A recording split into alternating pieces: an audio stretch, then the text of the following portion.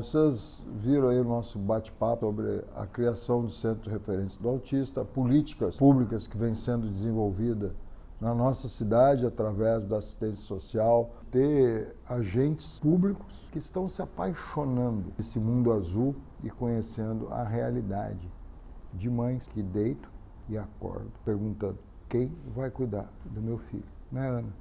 Me fala isso.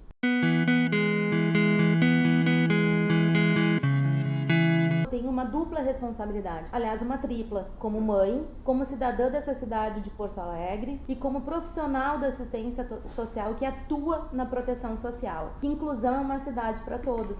O legislador tem que legislar para todos e o gestor tem que fazer uma gestão na sua cidade que seja para todos também. A gente tem um número imenso de autistas, muitos deles até então escondidos nas suas casas, porque as mães tinham vergonha, porque as mães estão sozinhas, porque as mães muitas vezes abandonam o mercado de trabalho porque não tem com quem fica o seu filho. Digo isso com a experiência e expertise de quem é mãe de um com 18 anos, numa época que há 16 anos atrás ninguém falava sobre autismo, né? Meu filho teve o diagnóstico com 2 anos. E isso é desafiador.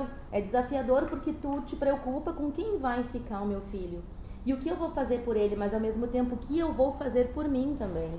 E muitas mães não tiveram e não têm essa chance justamente pela ausência de políticas públicas. E para as mães é uma batalha diária, porque é muito difícil tu ser mãe e tu ser profissional num universo como esse se tu não tem nenhum tipo de suporte. Tu não consegue, tu abandona o teu trabalho porque tu tem que te dedicar 24 horas por dia pelo teu filho, para o teu filho, com o teu filho, né? Então é preciso falar sobre isso, mas é preciso também construir estratégias de enfrentamento, de acolhimento e de protagonismo dessa população.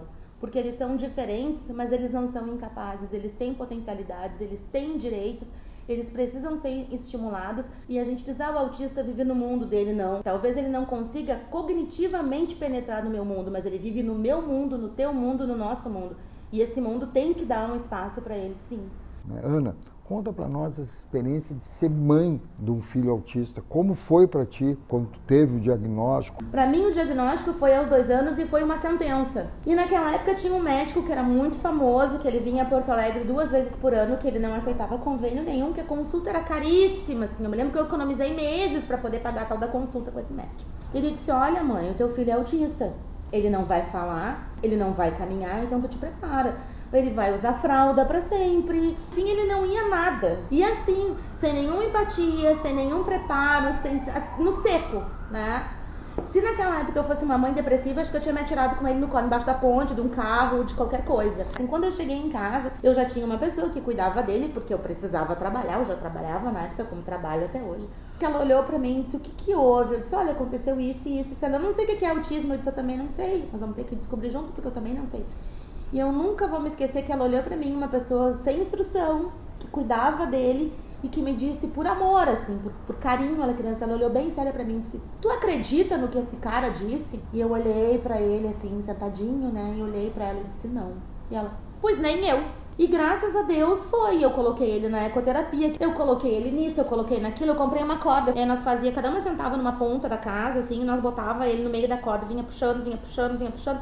Até que um dia ele levantou os braços e saiu andando, parecia um pato, mas andou. E bom, e as coisas foram fluindo. Com 2 anos eu desfraudei, ele caminhou, ele falou, então eu digo: bom, tem alguma coisa errada, a sentença desse homem não serviu pra mim. E progrediu, ele fala algumas palavras, embora ele seja severo, ele se faz entender. Ele nunca teve crises, ele nunca se agrediu, ele nunca agrediu ninguém, ele sempre fez muitas terapias, o que é uma raridade. Mas felizmente eu tive toda uma rede de apoio e tive um investimento muito pesado em terapias que são particulares, que são pagas e que são, sim, muito caras. Caras pra mim que tenho um trabalho, pra mim que tenho uma família. Então, muita gente não tem acesso porque realmente ter um filho autista custa muito por mês. E Ana, como mãe, qual é a expectativa na questão do centro? Eu vejo com muito bons olhos como mãe. Eu vejo de uma forma muito séria como isso está se implementando como profissional, e fico muito orgulhosa como moradora dessa cidade de que a gente possa ter uma postura mais acolhedora. Vai ser um marco para todas essas mães que hoje buscam atendimentos